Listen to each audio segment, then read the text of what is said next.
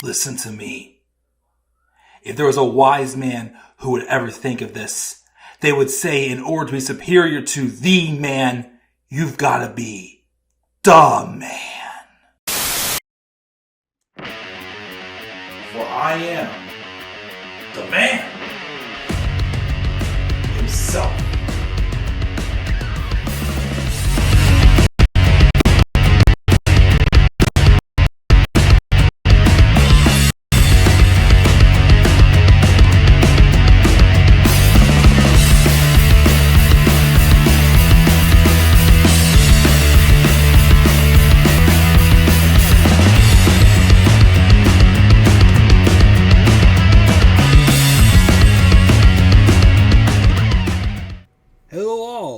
Welcome.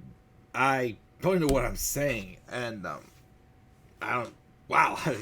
Hello guys, how you guys all doing tonight? I usually don't say and welcome to my channel or something like that. I guess that threw me off, but how you guys doing tonight? This is the Club of the Man 1993. Moving around, as you see, I'm usually up there. Now I'm down here tonight because, again, I have not still had the chance yet to do my more simplified backgrounds for my reviews, since I have temporarily downgraded again my Adobe Suite subscription.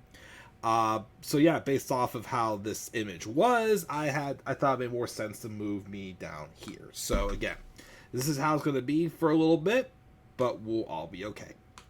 But guys, welcome. This is my review of this week's episode of Monday Night Raw, the July 21st, 2025 edition. And it took place in Houston, Texas. In Houston, Texas, at the Toyota Center.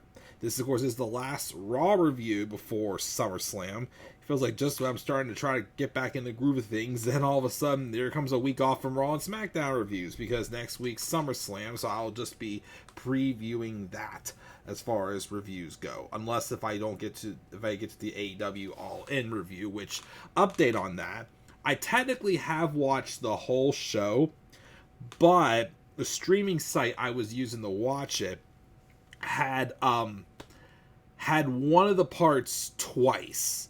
So I didn't get to see part of the Young Bucks and Swerve and Ospreay match. I didn't get to see the Women's Casino Battle Royale yet.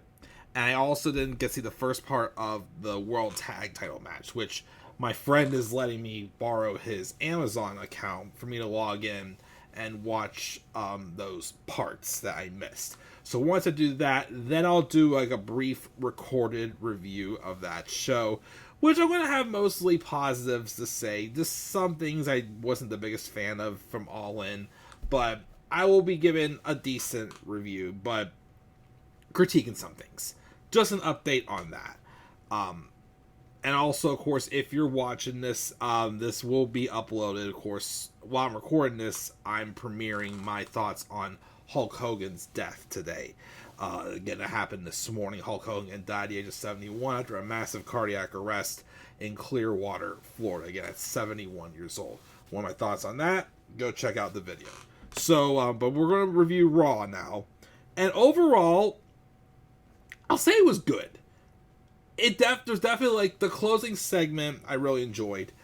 I really like, not only are the women, had the women's matches been better, especially, of course, that tag match and the part 2 meeting between Stephanie Vaquer and Io Sky match as well. But I really like that ever since the success of Evolution, it feels like they're giving the women a little bit more of a spotlight, like if they earned it or something. And it really does feel like that, you know, they're really stepping up. So that's a great thing to see as well. But yeah, if it wasn't for like those couple things, this would have been like a very like basic setup type Raw. Again, I think the problem, and again, the reason why, besides other stuff going on, that I've been experiencing some massive burnout lately, is because of the fact that all these pay-per-views are just clumped so close together. Like, again, we have our first 2-night SummerSlam this year. I'm not the fan of it being 2 nights because, again, I feel like only WrestleMania should be 2 nights. But the fact that it feels like they're setting up, like, in a very basic way these matches for SummerSlam, which should deliver pretty good, it kind of hurts my excitement a little bit because it's like, okay, this feels thrown together. There's not too many that have, like, a super duper solid long-term story to it, if you know what I mean. Some things probably did change because I'm pretty sure we weren't supposed to get this tag match with Roman and Jay and then Bronson and Bron. I think they probably were going to lean towards maybe doing Seth Rollins and Roman Reigns, or heck, maybe they could have done Seth Rollins and CM Punk. Then again, I still think that had Seth Rollins not been hurt, CM Punk may have won the title and Seth cashed in on him afterwards at SummerSlam. Maybe, who knows? But yeah, like I said, it's like I just wish they would give some of these stories that are, you know, not horrible, but it's just like they could have been like a little more seasoned rather than like basically thrown together, like with a very basic, you know, flow to it. It's like pick up the pace, make it just a little more interesting than just the standard stuff. It's like we're doing high definition instead of 4K with these storylines, if that makes sense. Because again, they're harmless, but it's like they could be better, in my opinion. But we're going to fly through Raw and talk about it. And then I'm going to get out of here because I do have another video I'm going to try to review tonight. A video I'm going to do tonight for another review that I've actually been wanting to do for a long time. But I want to do it, well, unless I get too tired. But I'm going to record it after I record this Raw review. So again, Raw took place in Houston. It opened up with a promo between CM Punk and Gunther. It was honestly the very generic, like, okay, you know, two of the best are facing each other. Punk putting over Gunther, saying how great he is, but reminding him that he's the best in the world. Then Gunther came out and basically just tried, you know, insulting him, saying that he's gonna hurt him. And kind of like, you know, talks about how they both have their egos and how his ego is better, blah, blah, blah, this and that. Very basic, standard, like, you know, promo for what should be a very great match. Honestly, has a chance to maybe one of the best matches of the weekend, if I'm being honest. And basically just like, they're keeping it to like, okay, we're not going to put like too much like personal heat in this match, but more so like, you know, two of the best facing each other basically is the vibe I got from that opening promo. So that there what it was, and it was fine. We have Stephanie Vaquer being interviewed backstage till she's interrupted by Naomi, who says she's going to win at SummerSlam and then she's going to face her in Paris. Stephanie, no questions that she's going to win the triple threat, and Naomi says she's going to beat Rhea and Io, and since she wants to be like that, and notes that Io was dog walking her, and that she wouldn't put up with being beat like that. Which actually, and of course I'm going to skip ahead and just cover this part right here, later on in the show, Stephanie stepped up to Io, was like, yo, we have some unfinished business from that match a few months ago, why don't we run it back again? And honestly, again, one of the best parts of the night, maybe my match of the night for this, the match with Io Sky and Stephanie Vaquer.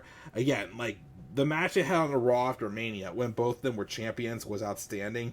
This one, of course, as well. I think they gave them a little more time, but it was treated like, I mean, because of course there was the closing segment with Roman Reigns, but the actual like main event match, Io Sky versus Stephanie Vaquer, loved it. And I love how, you know, they kind of left us in limbo again, that, you know, neither one of them won the match. It ended in a disqualification because Chelsea Green got involved in the secret Hervice, which I'm still like, why are they over here if Chelsea's on SmackDown?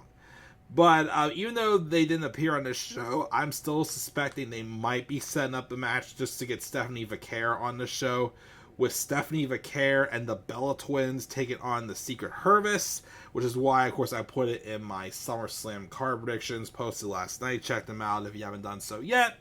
But I do like that they've given us this vibe where it's like whenever these two do go against each other, like on a pay-per-view or something, where like, you know, there is going to be a winner, you don't know who's going to win this match, and that suspense really interests me for sure. Like, again, when it comes time, like they're going to both fight for a title, like who's going to actually win? We don't. It's not an obvious walking apart. We don't know who's going to win this match when it eventually does happen. Of course, Naomi and Rhea also got involved with it too. So basically, whoever wins that triple threat, Stephanie faces them at in Clash in Paris. So interesting to see where that goes, of course. But yeah, and also I feel like I didn't say this in my Evolution review because I got tired.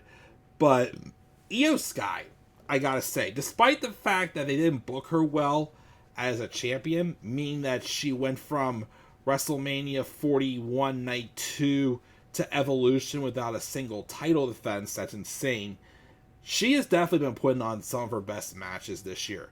When you take the cuffs off of Io Sky, she is definitely one of the best women's wrestlers in the world, by far. And that's why she's definitely part of 2 match of the year candidates, the Triple Threat at Mania and the main event of Evolution.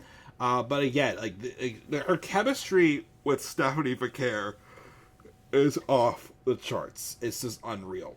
Like I said, if you want another match of the year candidate for the women, these two could definitely do it. When that'll happen, though, I don't know. But I still at least got to see another outstanding match between them on Raw this week. Rusev and Sheamus had their second match, another good match. Like their first match, a little bit better. I think Rusev though tried to use the shillelagh or the turnbuckle, but it backfired, and Sheamus was able to defeat Rusev with a bro kick, so evening up at 1-all piece. I personally, if you saw my card predictions, would like to see them have a match at SummerSlam. Last man standing. I think that'd be very fitting for their feud, for sure. But yeah, another great match there. Again, Rusev and Sheamus both bring the best out of each other. So looking forward to seeing where this goes for sure. Byron Saxton interviewed El Grande Americano, who is obviously Ludwig Kaiser. I guess it bothers me a little bit that they have Ludwig filling in for Chad as El Grande Americano because, you know, it's so obvious. Ludwig's like, 5 inches taller than Chad Gable? But I also am just concerned, like, what do they really have in mind for Ludwig Kaiser right now? Because he hasn't been on TV in what feels like months since, like, the beginning of the year, which I don't get it, because he actually was doing very good. I just don't know. And, of course, also, he's not really with Gunther anymore, so I don't know, of course, where that all went. But just the fact that he's El Grande Americano, I just feel like he's been, like, demoted or reduced a little bit. But anyways, he basically got into a bicker with Dragon Lee. I guess they're having a match soon. Who knows? We then, of course, had a number 1 contenders match for the World Tag Titles. It was the Creed Brothers versus the New Day versus the LWO. And shockingly enough, the LWO won. So they're going to be getting a tag match against the World Tag Team Champions Finn Balor and JD McDonough. I don't know how I feel about that. Because they have, like, Cruz del Toro and Joaquin Wilde haven't really been wrestling much on TV. And, of course, although I'm not going to lie, I've become more of a fan of Wilde for sure. Because some of the, you know, maneuvers he's done that I've seen through highlight reels and whatnot has really, like, you know, impressed me a little bit more. But I'm not going to lie, they still feel like a jobbing tag team. So the fact that they won this opportunity, I'm like, So I don't know where that's gonna go. Again, I don't know. It's like LWO just always feels like it's just like a filler stable, and this kind of feels like filler. I mean, it might be sooner than when Finn and JD defended the tag titles the first time, but you know, still not really that into this. But we'll see what happens. So we got all that happening. Dominik Mysterio was basically dodging, trying to see medical for him to get cleared, and Adam Pearce had to basically threaten him to to go see medical, or else he was stripping of the IC title. And then AJ Styles is playing this still comedy act, like, you know, he's like desperate to get his hands on Dominik and beat him up. He, again, literally last week he was praying to God that Dom would get cleared, but finally after he ran out of excuses, and of course AJ Styles was a valet parker. He was also a janitor and other things to try to, you know, play the mind games on Dom, but Dom does get cleared. He attacks AJ, and the IC title match is made official for SummerSlam.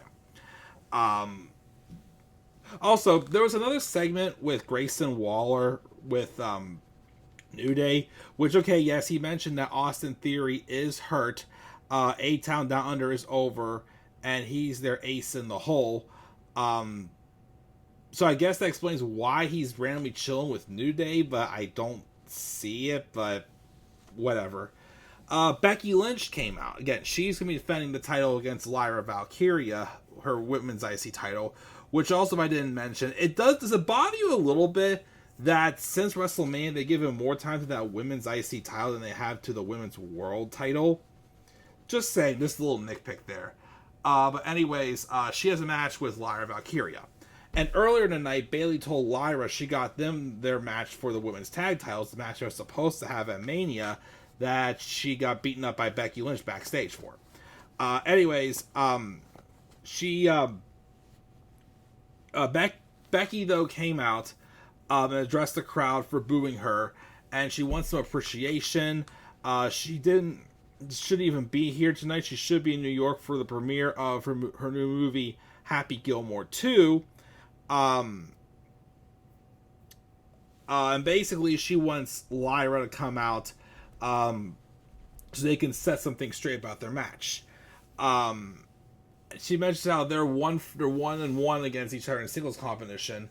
So she wants her stipulation to be that if Lyra loses at SummerSlam, she'll never get to challenge Becky for the title again. Which Lyra's like, okay, but maybe your problem is that you never take things far enough.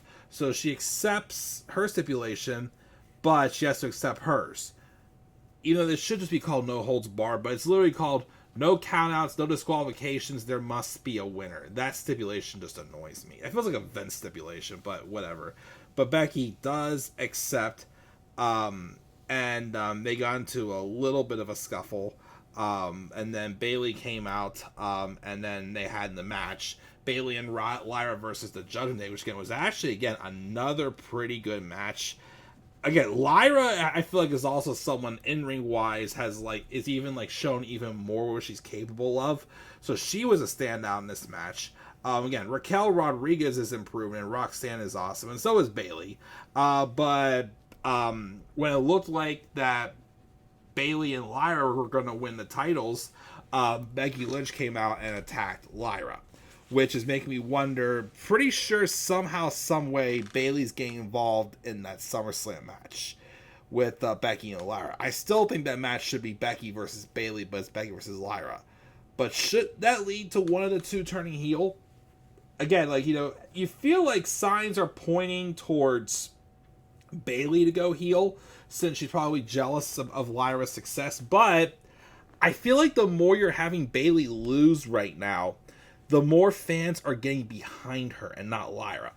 Because, again, Lyra, we know, is great in the ring. But, again, she's still figuring out on the microphone. And fans are seeing her now as someone who's like a Triple H favorite. So I can understand why people are turning on her. But if that's the case, and also her character needed to, I feel like that Lyra should go heel at some point. And Bayley still being the face. I feel like Bayley's building a ton of sympathy right now on her. But the Judgment Day do retain the women's tag titles. Sami Zayn surprisingly showed up. He was supposed to be out indefinitely, but he says, no, I'm not waiting anymore. I was supposed to be in that gauntlet match last week, but Karrion Kross cost me my spot, so we're settling this tonight. And they had another match. Look, I'm all about Karrion Kross getting TV time and this feud with Sami. I'm glad it's giving him something to do, which, by the way, Kross is probably more over in this match than Sami was. But I'm just not sure if these long, drawn-out matches are Karrion Kross's thing. Yes, I know he's probably a lot more heavily character-based than wrestling-based, but I still miss, like, feeling like he was, like, explosive and dangerous in the ring. Like, again, like his, that elbow to the back of the head and that cross jacket. You always felt like it was game over the moment that was sunk in. Now, he's barely even doing those moves, and he has to cheat by using a pipe to win. I don't like that. I would prefer if Kross would just remain a dominant wrestler who doesn't need to take a cowardly way out to win matches. He gets the win, but like I said, it's like what I felt when he beat Drew McIntyre at Extreme Rules in 2022, where he needed help. It's like Kross doesn't need to be a cowardly heel. He could be like a heel that just dominates, but might be asking for too much. But Karrion Kross does get the victory. Sami got whacked the pipe again. I'm pretty sure he's going to be gone for a while. I already talked about that match there. Okay, so the show closed with Paul Heyman and his Bron cronies, Bron Breakker and Bronson Reed. Paul Heyman tries to speak before Roman comes out because he wants to get a lot of his chest, but Roman does come out. And Heyman's like, I never wanted to be disrespectful or rude, but the crowd is off to a bad start with him tonight. And he apologized to Roman, and they ran the asshole chants down on him to Roman's gentle, I don't know what that word even says there. Heyman continues on and tries, but he gets cut off by OTC chants, which he then, of course, starts saying, like, he doesn't even want it to be or seem like he's being disrespectful, like someone born in Texas. But just so Roman knows, Seth's going to be gone for a long time. And that opens up a new leadership position. So why don't you come be my leader? They get back together and do, what they used to do. Roman, though, tells him he wants to put that on pause until Houston acknowledges him, which they do. And Roman expressed that he always does, and since a few years ago, he would have said Heyman asking him to lead was wise words for a wise man. The problem is Heyman's no longer a wise man. He's a dumbass. Bronson and Bron and Paul had to hold. I'm sorry. Bronson and Heyman had to hold back Bron Breakker, who wanted a piece of Roman during this whole segment. And Roman says, "Easy up, Junior. Listen up, Junior." He says, "Sit around the learning tree and write this down. Heyman's going to do the same thing to him that he did to Roman. 5 years from now, when Braun is the man, Paul's going to try to take credit for it, as he tried to take credit for the tribal chief. But he knows it wasn't Heyman, and the only reason why the tribal chief is because the fans acknowledged him still. He was the greatest champion ever to set foot in the ring, and Heyman had a part of it, but he didn't have any part in him keeping the title. The Usos did. Solo did. Heck, even Sami helped out. And yes, he lost the title, and then Heyman told everyone that Roman tucked his tail in and went home. Well, he actually went home to raise the future bloodline. Which brings him to family. That the bloodline is his family. Heyman thought they were just another faction. But that, of course, was not the case. And, of course, Bron Breakker's still trying to get a piece of him. And he's like, I'm going to tell you one more time. And he goes on and basically says, don't ever say you ruined Roman Reigns in the bloodline. Or that Roman ruined it. Nope. The dumbass did. And then Bron Breakker gets on the microphone and basically tries to tell Roman some trash. But then Roman goes, I didn't hear a thing you said, so use my microphone. Tossed it towards Braun and attacked him. He was outnumbered for a bit until Jey Uso came out to a great pop and he saved Roman, and that basically set up their tag match for SummerSlam. Roman and Jey versus Bronson and Braun.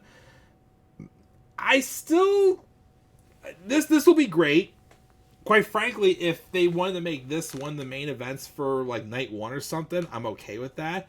But honestly, though, does it still bother? And this is me nitpicking. This is me not. The segment was great, but does it still bother anyone that Roman and Jay really haven't had that like Sami and Kevin moment where they reunited?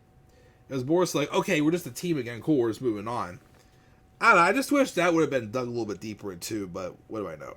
But that was Raw. Again, it was a good show. I gave it a B. Like I said, a couple of things I felt like saved for me getting like a C plus or a B minus, but it was still good. Like I said, set up for a few matches. Not like, like some screaming awesome long-term storytelling, but stuff that will help the show to deliver for sure next weekend. But that's going to do it, guys. That's my review of Raw. What are your guys' thoughts of Raw? Leave your guys' thoughts down in the comment section below. And slap a like on the video and subscribe more content on my channel. What grade would you give it as well? Again, I gave it a B. Follow me on Twitter at the Club of the Man 93 and on TikTok at the Club of the Man 1993. And until then, guys, I'm checking out. I'll catch you all later and have a great rest of your night. And do not forget, in order to be superior to the man, you've got to be the man. And for I am the man himself. And that is not just an opinion, my friends. That is a fact of life. Yeah!